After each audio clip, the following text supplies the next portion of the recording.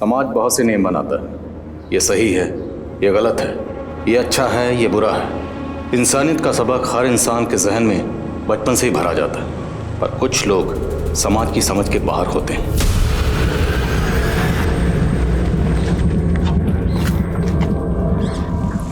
Ma'am, tyre puncture हो गया। यहाँ तो आसपास मैकेनिक भी नहीं मिलेगा रतन। देखता हूँ, मैं कुछ करता हूँ।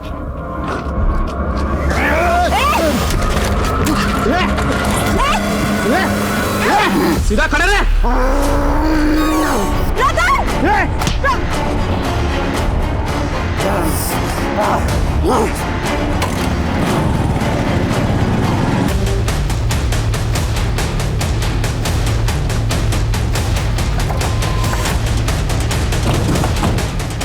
पवन, तुम छत पे जाओ, पांडे दरवाजे पर आओ।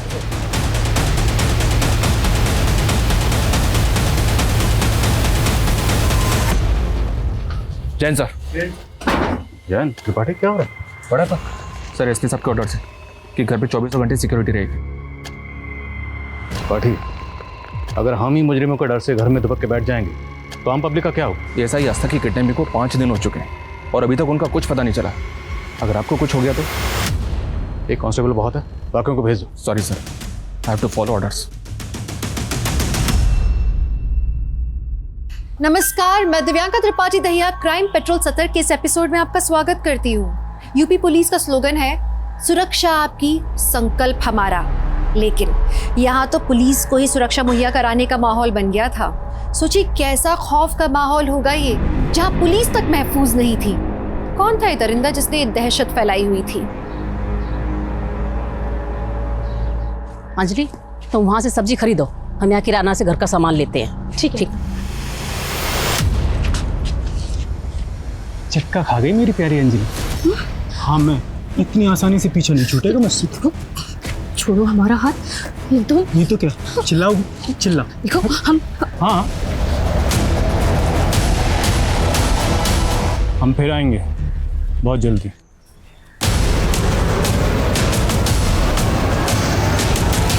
बताना कौन था वो? बोलती काहे नहीं? वहां तो बड़ा हाथ पे हाथ पकड़े खड़ी थी उसका। मम्मी, हमने हाथ नहीं पकड़ा था, वो प्रदीप था, हमारा पहला पति। पति? हमरी तो किस्मत ही फूट गई। एक तो उम्र से बड़ी औरत से अपने बेटे की शादी करा दी, ऊपर से पति भी आ धमका।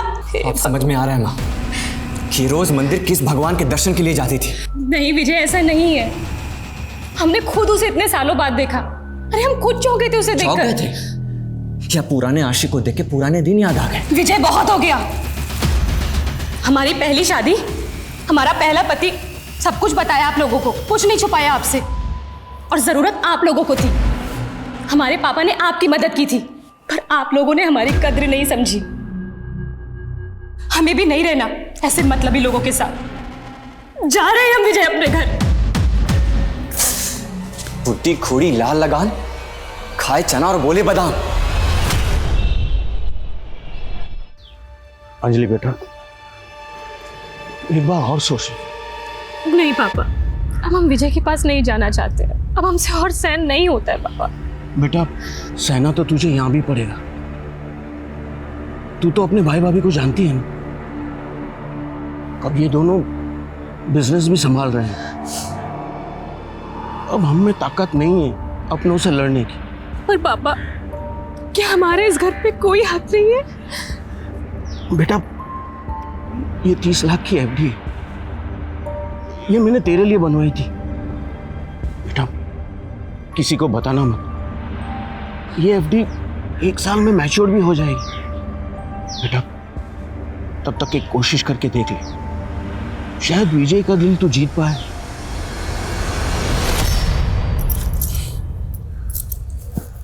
वाह अंजलि जी, आप तो बेशर्मी की बुलंदियां छू रही हैं। नहीं, आते ही अपने पुराने पतिदेव से मिलने निकल पड़ी। विजय, हम मंदिर जा रहे हैं, हमें मंदिर जाके थोड़ा सुकून मिलता है। और अगर आपको हमारे ऊपर शक है तो आप भी चलिए ना हमारे साथ। नहीं, तुम्हारा रंगरलिया देखने का कोई शौक नहीं है हमें, और मंदिर जाने की कोई जरूरत नहीं है। मंदिर जाने में क्या दिक्कत है विजय? तो मंदिर नहीं जाओगी? हम जा रहे हैं ना प्रभु से तुम्हारे लिए सद्बुद्धि मांगने। चलो विजय बेटा, हमको मंदिर छोड़ देना, तुम वहां से ऑफिस निकल जाना। जी माँ। लेकिन विजय, हम रोज मंदिर जाते हैं। रोज मंदिर जाती थी पर आज नहीं जाना। लेकिन क्यों? बोला ना, ना मतलब ना।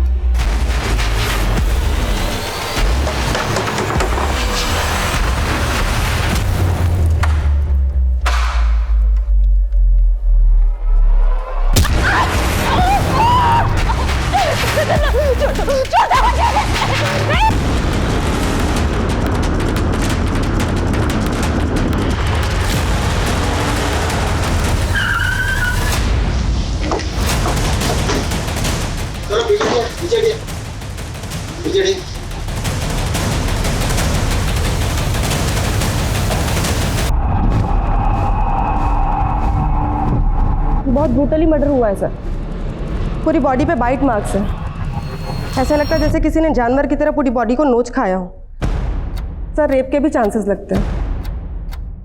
अगर रेप भी हुआ है तो बॉडी की हालत को देख के लगता है कि शायद एक से ज़्यादा लोग इन्वॉल्व रहे होंगे। सर दरवाजे पर कहीं भी फोर्स एंट्री के निशान नहीं है। तो मुमकिन है अंजलि ने कातिल के लिए खुद दरवाज़ा खोला। अंजलि शायद कातिल को तो जानती थी पर कातिल के इरादों को नहीं। अलमारी में कुछ भी कीमती चीज़ें नहीं सर। अंजलि की सास ने भी कंफर्म किया कि अलमारी से गहने और पैसे चुराए गए।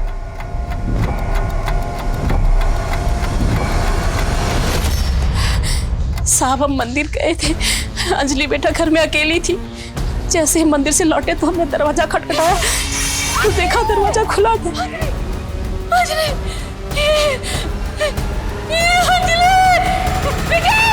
अंजलि की हालत देख के हमारा सर चकरा गया था साहब। हमने फौरन अपने बेटे विजय को बुलाया साहब। आप लोगों में से किसी ने घर के अंदर आते जाते किसी को देखा था? नहीं साहब, हमारे घर का दरवाजा तो बाहर से किसी ने बंद कर दिया था। सर हमारा भी।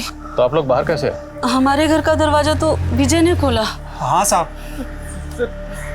हाँ सर हम लाश को देख के बहुत डर गए थे सर, इसलिए सर हम बाहर मदद के लिए आए थे पर कुछ दिखा ही नहीं सर। पड़ोसी से बहुत आवाज़ें आ रही थी सर, इसलिए मैंने जाकर दरवाज़ा खोल दिया। घर में घुसने से पहले पड़ोसी की कुंडी बंद की गई। हाँ तो जो भी किया गया बड़ी प्लानिंग से किया गया। पिछले दिनों आपने किसी ऐसे अनजान आदमी को यहाँ पर देखा जिसको देखकर आपको कुछ अजीब लगा?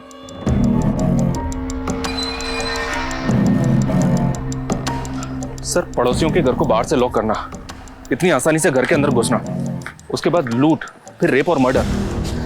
ऐसा लग रहा है कि शायद मेन मोटिव लूट का नहीं बल्कि दुश्मनी का था। अगर कातिल का मकसद दुश्मनी निकालना था तो सवाल यह है कि दुश्मनी किससे निकालेगी? अंजलि से या अंजलि को मारकर उसके परिवार से? सर आसपास कोई सीसीटीवी नहीं है। पूरा घर छान मारा पर कोई मर्डर वेपन नहीं है। कौन लोग थे, कहाँ से आए, कहाँ गए, किसी ने नहीं देखा। अंजलि और विजय का बैकग्राउंड खंगालो और बॉडी को पोस्टमार्टम के लिए भिजवाओ। Okay sir.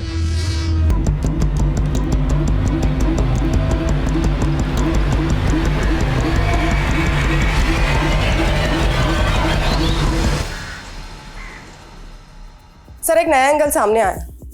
अंजलि के पति का एक ड्राइवर है दीनाराम।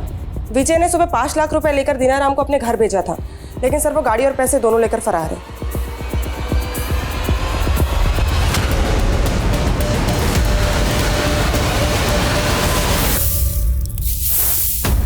ए ब्यूटी, जरा ठीक से झाड़ू लगा, नहीं तो आज रोटी की जगह पर ना चमाट मिलेगी तेरे को। आगे तक लगा, आगे तक। ये तुम्हारा काम है ना, बच्ची से क्यों करवा रही हो? ओ मैडम, आप काम करो अपना। रास्ते से पकड़ के लाई हूँ, खाना खिला रही हूँ उसको, तो उससे कुछ तो काम लूंगी ना। अरे लेकिन वो छोटी सी बच्ची है, उसकी हालत देखो, बीमार लगती है वो। आपको ज्यादा दया आ रही है तो आप अपने साथ ले जाओ, मेरी भी जान छूटेगी। क्या हुआ, हो गई बोलती बंद? ए ब्यूटी, ठीक से काम करना, सारे पत्ते इकट्ठे करो, उधर फेंक क्या।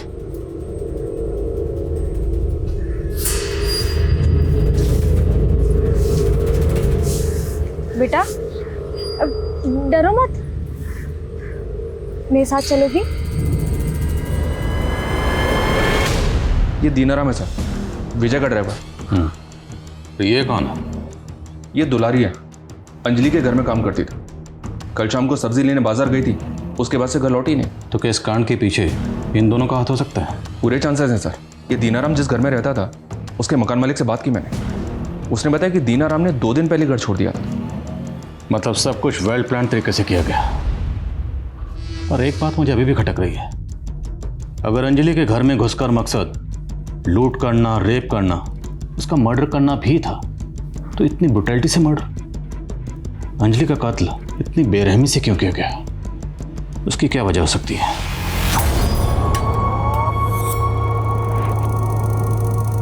हमारी ही गलती थी।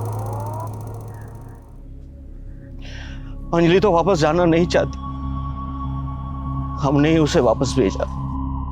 काश हम उसे मना कर देते।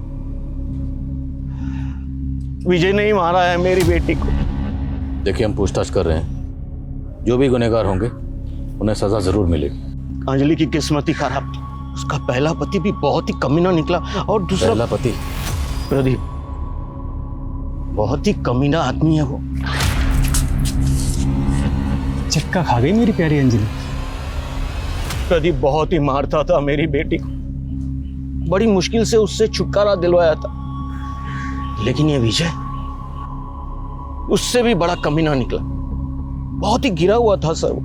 तो विजय और अंजलि की शादी कैसे हुई? I mean, अंजलि पहले से शादीशुदा थी और विजय से उम्र में भी काफी बड़ी थी। विजय हमारे साथ बिजनेस करता था और उसे हमें 8 लाख रुपए देने थे। तो इसी सिलसिले में वो हमारे घर पर आता था और अंजलि को देखता था, और उसे अंजलि पसंद आ गई। उसने शादी की बात छेड़ी और हमने हाँ कर दी। लेकिन साहब, हमने उसे अंजलि की पहली शादी के बारे में सब कुछ बता दिया था और वो मान गया था। उसकी अच्छाई को देखकर हमने वो 8 लाख रुपए भी माफ कर दिए थे साहब। लेकिन साहब, इतना सब कुछ करने के बाद भी उसने मेरी बेटी के साथ। आओ, तुम यहाँ आराम से बैठो, मैं पानी लेकर आती हूँ। ठीक? अरे नीचे क्यों बैठ रही हो? ऊपर आराम से बैठो।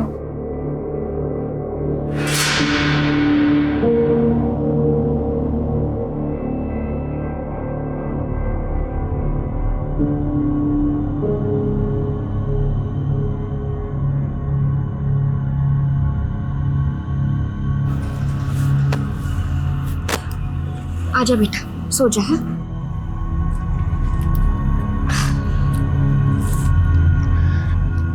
माँ, ये बहुत चुभ रहा है। कोई बात नहीं बेटा, यहाँ आजा मेरे पास। हाँ, गोदी में लेट जाते। हाँ, पानी।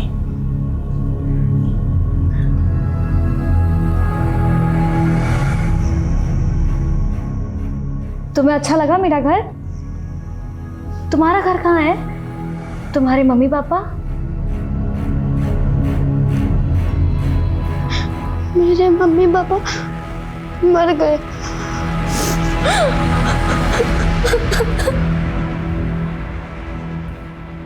भिजवा दो। सर, अंजलि की पोस्टमार्टम रिपोर्ट। जितना सोचा था उससे कहीं ज्यादा पेनफुल डेथ थी उसकी। रिपोर्ट के मुताबिक उसके गले को इतना धीरे धीरे इंच करके काटा गया कि उसके फेफड़ों में खून जमा हो गया। मतलब लूट और रेप सिर्फ एक डायवर्जन था, असली मकसद दुश्मनी निकालना ही था। पूरी फैमिली की डिटेल्स निकलो। और दीनाराम के साथ जो मेट थी, क्या नाम है? दुलारी। पता करो इस वक्त दोनों का।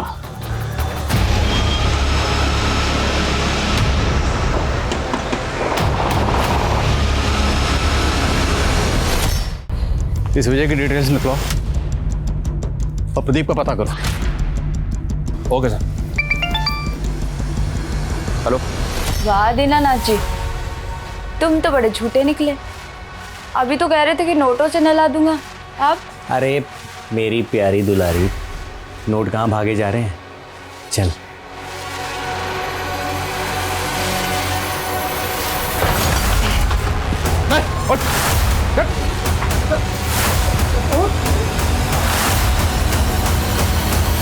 चेक कर सर।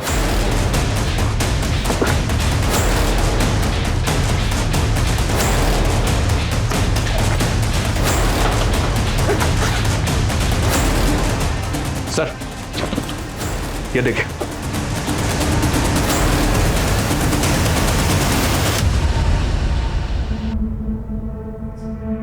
ब्यूटी, ब्यूटी छोड़ो उसे, छोड़ो। कितनी बार कहा है ना, ये सब काम तुम्हारे लिए नहीं है। पर घर पर भी मैं मेरी माँ की मदद करती थी और आप भी तो मेरी। रुक क्यों गई? तुम मेरे लिए मेरी बेटी जैसी ही हो। माँ की याद आती है? तुम मुझे बताओ कि तुम्हारी माँ कैसी थी? चल किराया निकाल। साहब आज तो मेरे पास पैसे नहीं है, मैं अगले हफ्ते खुद आके आपको सारे पैसे लौटा देती हूँ। हाँ अगले हफ्ते नहीं, मेरे को कल पैसे चाहिए। तेरी बेटी को लेके जा रहा हूँ। क्या है? पैसा दे के ना इसको लेके जाना। मेरी बच्ची को छोड़ दो साहब, मेरी बच्ची को छोड़ दो ना। मैं आपको पैसे ला कर देती हूँ साहब, मुझे माफ करिए, पैसे मेरी बच्ची का। कल तक पैसे मिल जाने चाहिए, नहीं तो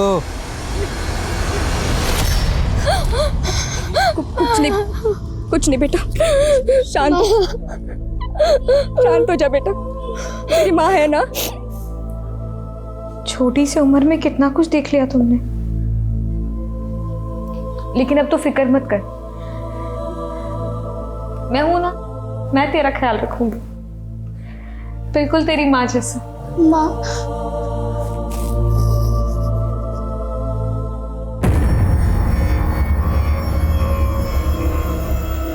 कोरोना नहीं है आपको, मामूली सा वायरल फीवर है।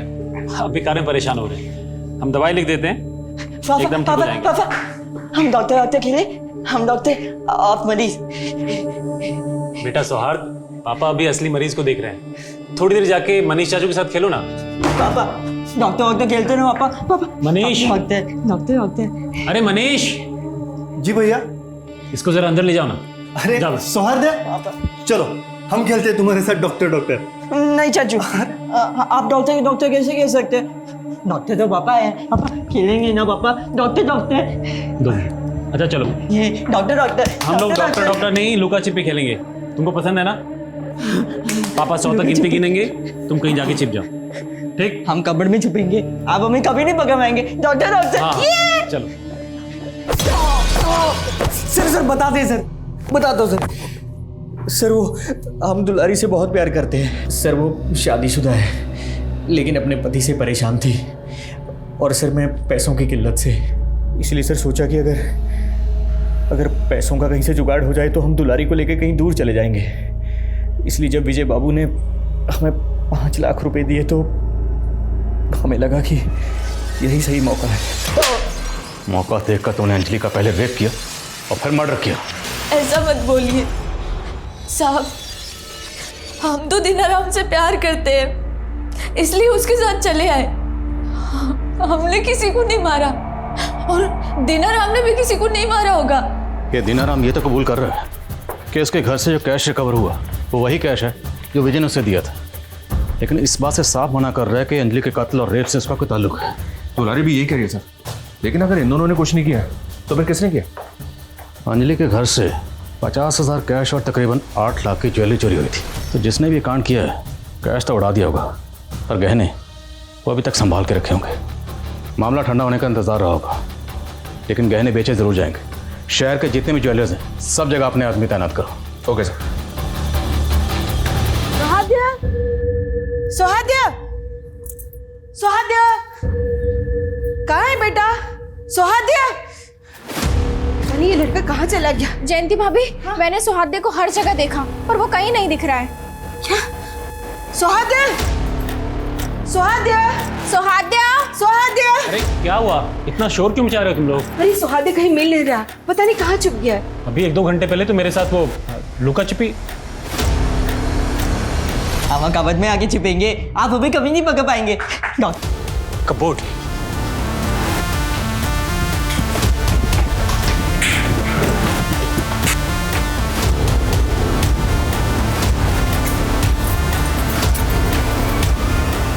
सुहाग, सुहाग, मैं पानी लेकर आती हूँ। सुहाग बेटा को बेटा जीत गया पापा, जीत गया।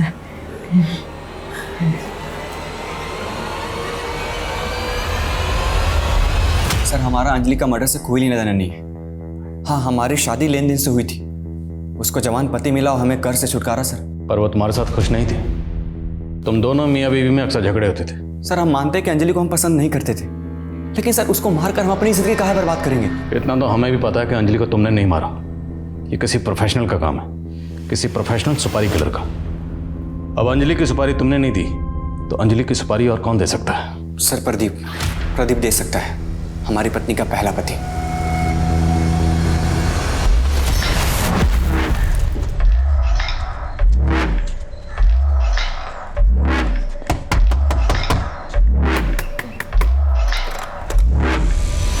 जी दीदी, 2 दिन से बच्चे भूखे हैं, बहुत भूख लगी है दीदी, खाने को कुछ मिलेगा? ठीक है, तुम रुको, मैं कुछ लेकर आती हूँ।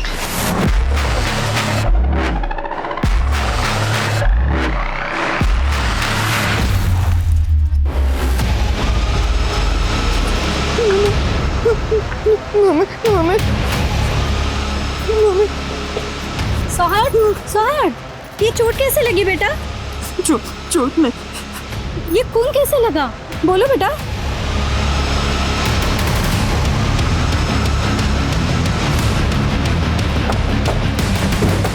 आइए सर, मैंने ही बुलाया था।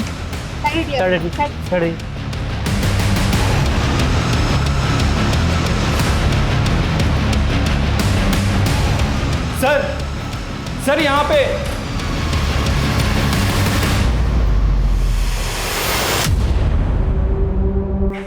सर। हाँ सर, मैंने पड़ोसी से बात की है। डॉक्टर अजीत के साथ जिस औरत की लाश मिली है वो और कोई नहीं, डॉक्टर अजीत के भाई मनीष की बीवी रूपा है सर। अजीत का भाई मनीष भी घर पर मौजूद नहीं था, राइट? Yes sir. और सर वारदात के वक्त घर पे 3 ही लोग मौजूद थे, डॉक्टर अजीत, उसके भाई की बीवी रूपा और डॉक्टर अजीत का बेटा सौहार्द। बेटा सौहार्द, तुम्हें पता है तुम्हारे पिताजी को किसने मारा? घर पे कोई आया था क्या? अंकल। हाँ बता बेटा, कौन आया था? भूख लगी अंकल, कुछ खाना। आज खाना खाने के बाद ना 2 से 10 तक की पहाड़ी याद करेंगे। जी माँ। तुम्हारे उम्र के बच्चों को सब कुछ आता है, लेकिन तुम भी जल्दी सीख जाओगी, ठीक है?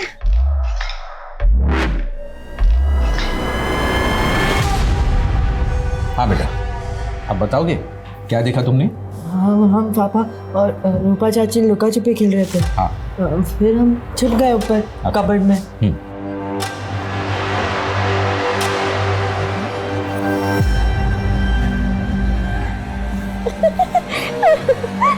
पापा,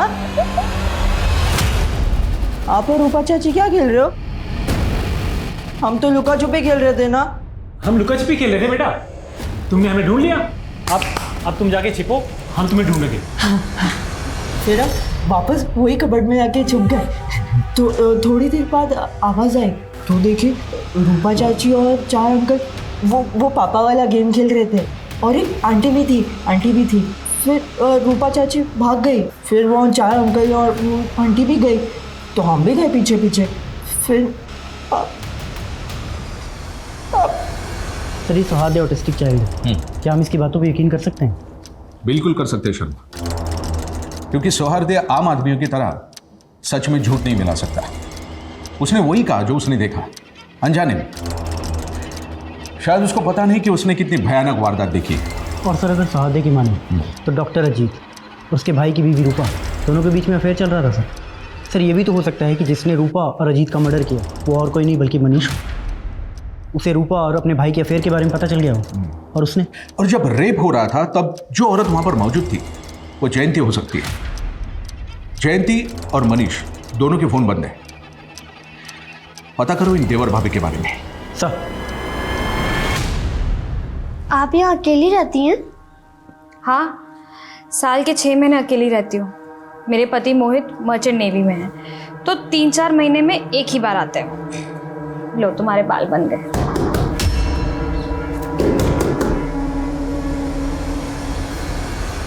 बेटा कुछ खाने को दे दो, बहुत भूख लगी है। हाँ लेकर आती हूँ। भगवान तुम्हारा भला करे।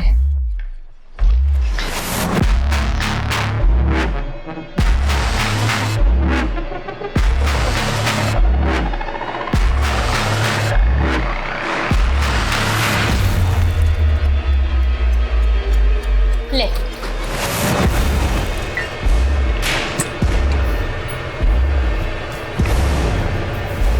चलो जाओ ऐसे। ब्यूटी, ये क्या किया तुमने?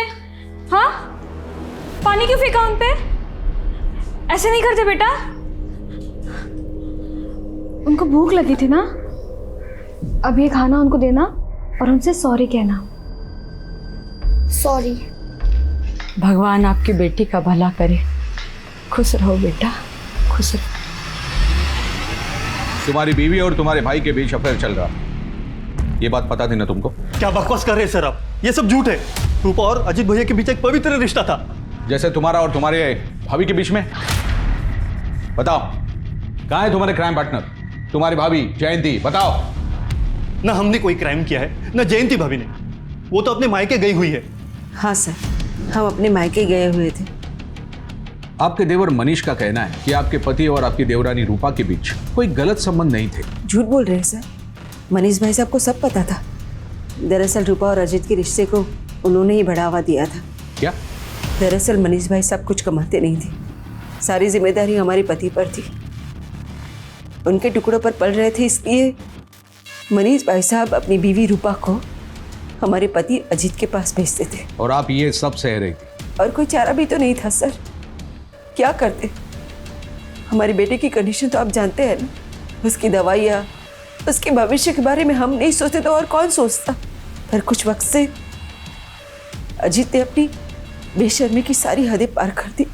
जो हरकतें वो बंद कमरे में करता था वो खुलेआम होने लगी। बस हमारा सब्र खत्म हो गया, इसलिए हम अपने मायके चले गए। सर, हमने अजीत और रूपा को नहीं मारा है, हम सच कह रहे, हम अपने बच्चे की कसम खा के कहते हैं।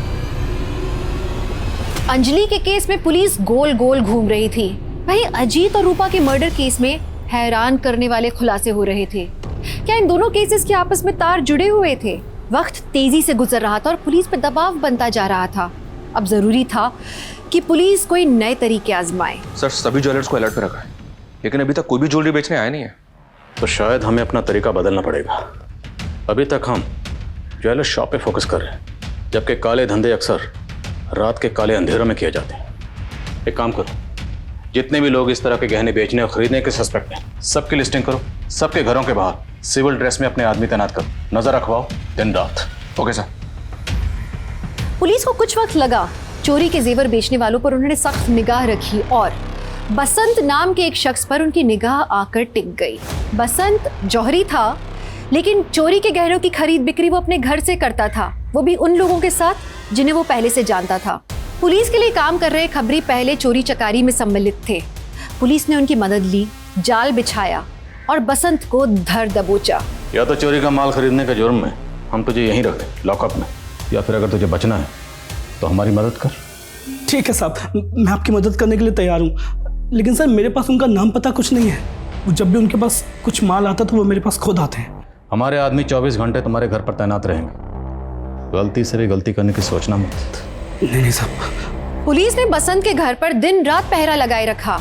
हफ्ते गुजर गए, महीने गुजर गए, पुलिस ने अपना सब्र बनाए रखा और 78 दिन बाद बसंत के घर एक दस्तक हुई।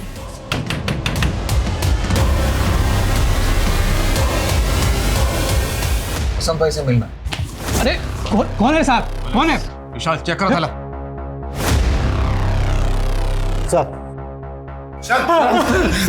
साहब मैं अरविंद हूँ, ये शंकर है।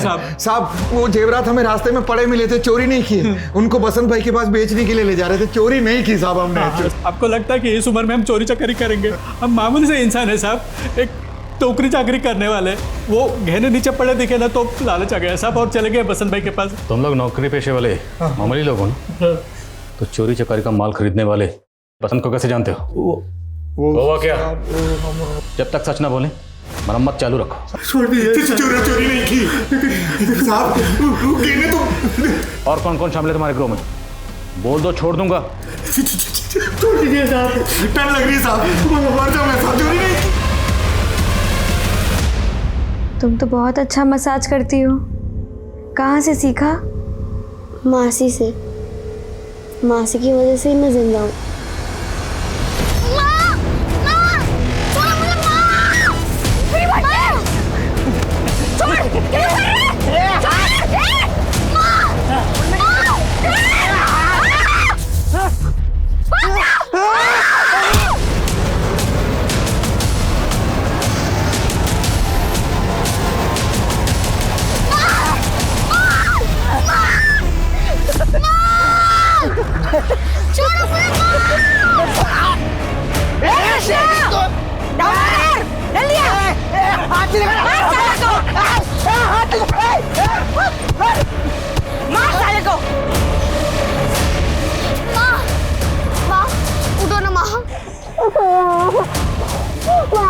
बेटा रो मत, आज से मैं तेरी मौसी, तेरी माँ से भी बढ़कर। मासी ने बचा लिया मुझे। मासी बिल्कुल आपके जैसी है, अच्छी अच्छी बातें सिखाती है, सपने दिखाती हैं। फिर कहाँ गई तुम्हारी मौसी? तुम फिर से अकेली कैसे हो गई?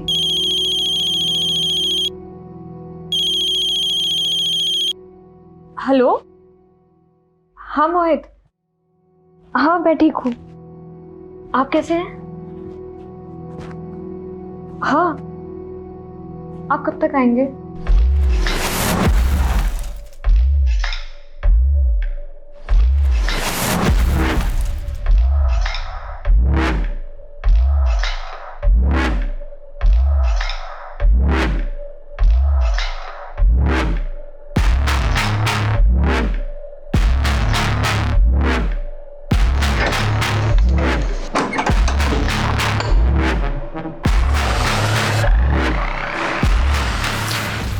लाइट चली गई मोहित।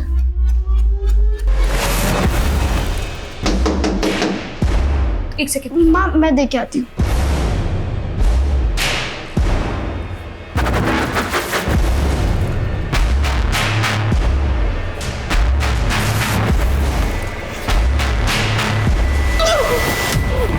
ब्यूटी,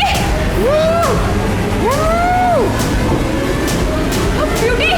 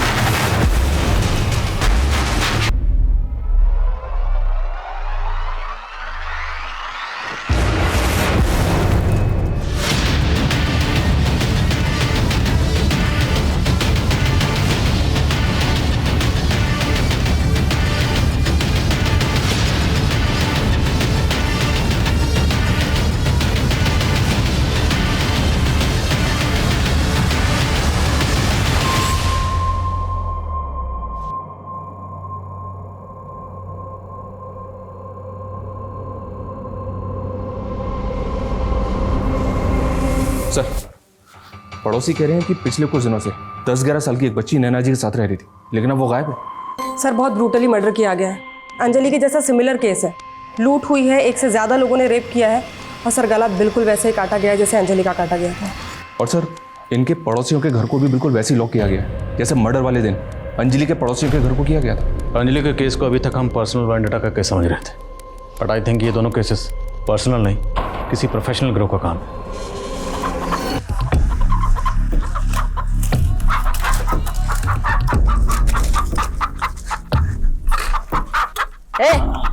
जा बलि देकर आ और प्रसाद लेकर आ।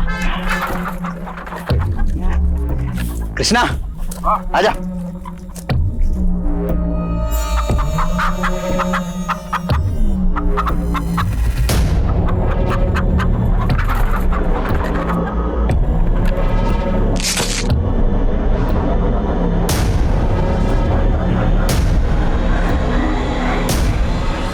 लो अम्मा।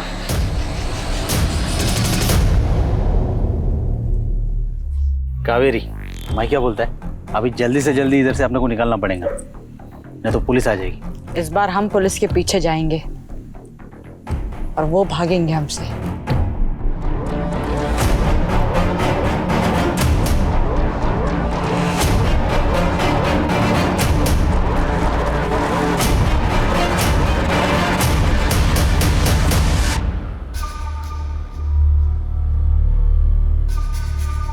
अरे आस्था मैडम, आप थाने जा रही हैं? हाँ, ऑटो का वेट कर रही थी। अरे मैं भी थाने जा रहा हूँ, आइए ना, छोड़ता हूँ मैं आपको। Thank you. बैठिए।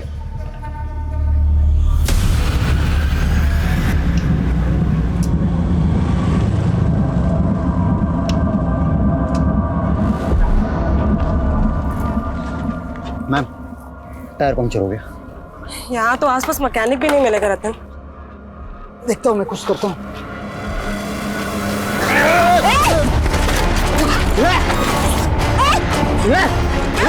सीधा खड़े रहे। अब ये काकी को कैसे खाक में मिला दो तुम लोग।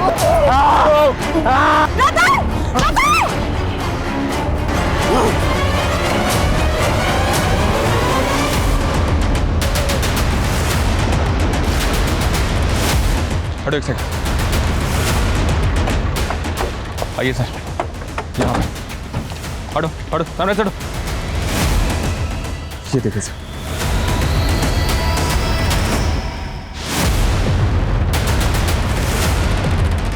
सर ये ऐसा ही आस्था भी रतन के साथ थी। एक कांस्टेबल ने आस्था को रतन के साथ बाइक पे जाते हुए देखा था, और अभी आस्था का फोन भी बंद आ रहा है। सारी पेट्रोलियम टीम को अलर्ट भेजो और खबरों से क्या पता लगा कि आस्था कहाँ है। Okay sir.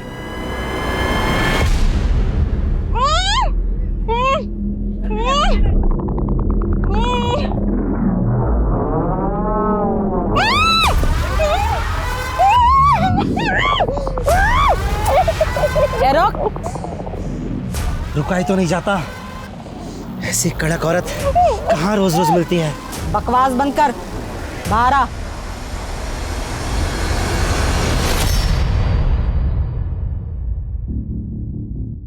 पुलिस वाली है, जब तक ये हमारे पास है पुलिस हमारा कुछ नहीं बिगाड़ पाएगी।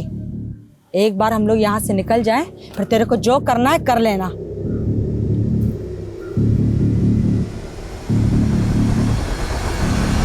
सर हमारी खबरों से भी पता नहीं चल रहा है कि एसआई आस्था इस वक्त कहाँ पर है और किस हालत में है। और ये अरविंद और शंकर, इन दोनों को 24 घंटे से भूखा रखा है। इनकी पिटाई भी किया सर, लेकिन दोनों अब भी एक ही बात बोल रहे हैं कि वो निर्दोष हैं।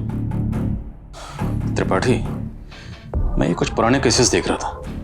इसमें साउथ का एक गैंग है पांडुपाल्या, जो लोगों के घर में घुसकर रेप करता है, मर्डर करता है और चोरी चकारी करता है। इस गैंग के बारे में मैंने भी सुना है। ये साउथ के कोई आदिवासी या बंजारी लोग हैं, लेकिन सर ये लोग अभी तक नॉर्थ इंडिया में एक्टिव नहीं हुए। हाँ, बट इनकी जो मोडस ऑपरेंडी है वो सेम है जैसे हमारे यहाँ हो रहा है। ये जिस भी मोहल्ले में घुसते हैं, सबसे पहले मोहल्ले में घुसकर पड़ोसियों के घर की कुंडी बाहर से बंद कर देते हैं, फिर दरवाज़ा नॉक करते हैं और दरवाज़ा खुलते ही जो भी शख्स सबसे पहले इनके सामने आता है उसके सर पर डंडे से वार करते हैं। ये विक्टिम का गला धीरे धीरे काटते हैं और विक्टिम के चीखने की, कराहने की आवाज़ सुनते हैं। और ये लोग पूर्णिमा को शुभ मानते हैं। और ये पूरी लूटपाट करने के बाद लूटपाट का जो माल है उसे बेचने के लिए गिरोह के यंग लोग नहीं बल्कि बुजुर्ग लोग जाते हैं, ताकि किसी को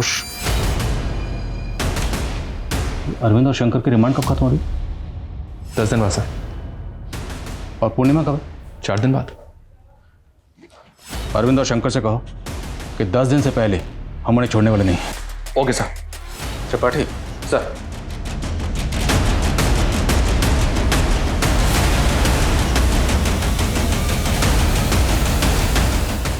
पता है नंदू, इस बार की शरद पूर्णिमा बहुत खास है।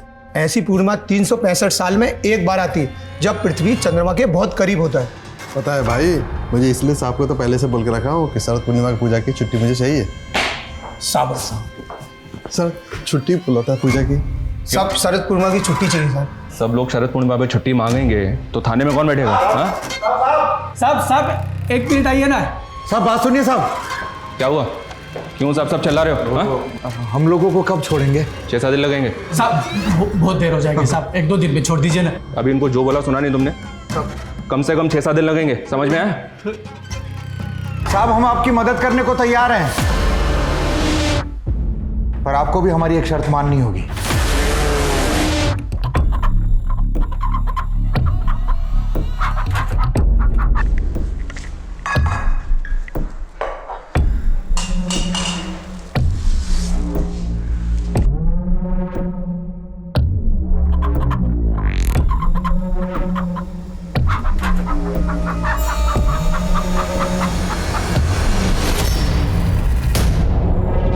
आज तो दिन बढ़िया है।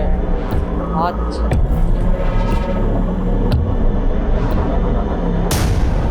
जय देवी।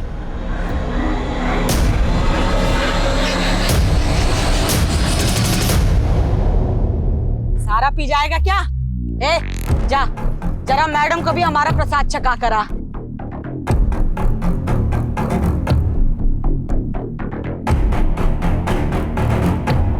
ये ले पी, प्रसाद है। पी। शुक्रिया साहब। पूर्णिमा के दिन मुर्गा न खाया ऐसा आज तक कभी नहीं हुआ। आज आपके वजह से हमारी परंपरा टूटने से बच गई। हमारे लिए हमारी परंपरा से बढ़कर कुछ भी नहीं साहब। हम अपने गिरोह से गद्दारी तो नहीं कर सकते, लेकिन आज आपने जो हम पर एहसान किया है उसे चुकाने के लिए हम कुछ भी करने के लिए तैयार हैं। हाँ साहब, हम बता सकते हैं पांडुपलिया गैंग तक कैसे पहुंचा जाए। तुम लोग जानते इस वक्त वो कहाँ? नहीं साहब, हमारा तो काम सिर्फ जेवरात को बेचना है, लेकिन हम मज्जारों का गैंग किन किन जगहों पर कितनी देर के लिए रुकता है ये हम आपको बता सकते हैं। किन किन जगहों पर?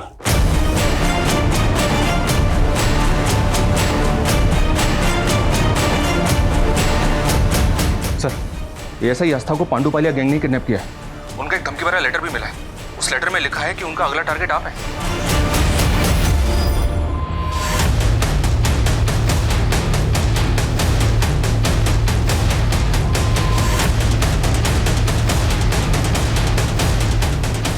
जैन सर। जैन त्रिपाठी क्या हो रहा है? बड़ा था सर, एसपी साहब के ऑर्डर से आपके घर पे 24 घंटे सिक्योरिटी रहेगी।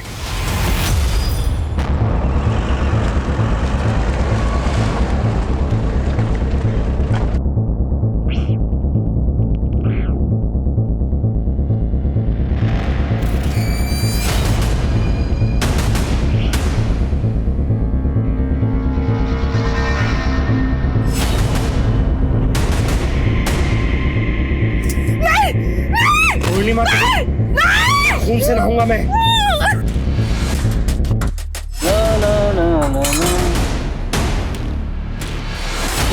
मदन भाग, पुलिस!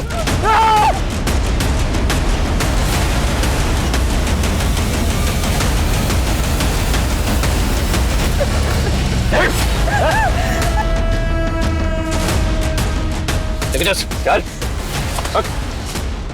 आस्था। जैन सर। जय, ठीक हो तुम? बच गए आप। अगला नंबर आपका ही था। ये पूर्णिमा आपके लिए भी शुभ रही। तेरी पूरी जिंदगी जेल की काली अमावस में कटेगी। लेके जा। आएंगे हम, आशीर्वाद से बाहर आएंगे। अगले कुछ महीनों में पुलिस ने पांडुपालिया गैंग के कई सदस्यों को गिरफ्तार किया, जिसमें 10 साल के बच्चों से लेकर 70 साल के बुजुर्ग तक शामिल थे। ये गैंग एक मोडस ऑपरेंडी पर काम करता था। औरत और बच्चे जगह जगह पर घूमकर ऐसे घरों का पता लगाते थे जहां सदस्य कम हो या जहां बुजुर्ग रहते हो या औरत अकेली रहती हो। ये इनके इजी टारगेट होते थे। पूछताछ में गिरोह के एक सदस्य ने बताया कि आमतौर पर वो उन घरों को निशाना बनाते थे जो मोहल्ले के आखिरी में हो या जो नदी और मैदानों के पास हो, जहाँ से भागने में आसानी हो। मैं इस बात को अच्छी तरह से समझती हूँ कि हमारे समाज का एक बहुत बड़ा तबका है जिसके साथ सालों से नहीं दशकों से अन्याय हुआ है और उन्हें अपनी जिंदगी को बेहतर बनाने का मौका कभी मिला ही नहीं। लेकिन इसका मतलब ये कतई नहीं कि कोई जुर्म का रास्ता इख्तियार कर ले। इस तरह से तो पिछड़ा वर्ग और पिछड़ा हो जाएगा और पिछड़े वर्ग का हर सदस्य मुजरिम बन जाएगा। लालच एक ऐसा नशा है जो ज़मीर पर हावी हो जाता है। इंसान सही और गलत के बीच में अंतर नहीं कर पाता, कहाँ रुकना चाहिए वो समझ नहीं पाता। ऐसे गैंग्स लोगों की जिंदगियां बर्बाद कर देते हैं, लोगों का सांस लेना मुश्किल कर देते हैं। आज पुलिस की पुरजोर कोशिशों के बाद पांडुपाल्या गैंग का आतंक कम हो गया है। इस खौफनाक गैंग को रोकने के लिए यूपी पुलिस ने जो दिलेरी दिखाई वो सराहनीय है। टीम क्राइम पेट्रोल की तरफ से मैं आज उनकी बहादुरी को सलाम करना चाहती हूँ। आप सतर्क रहें, सुरक्षित रहें, इसी आशा के साथ मैं दिव्यांका त्रिपाठी दहिया लेती हूँ आपसे विदा। फिर मिलूंगी अगले केस के साथ। आप देखते रहें क्राइम पेट्रोल सतर्क। जय हिंद।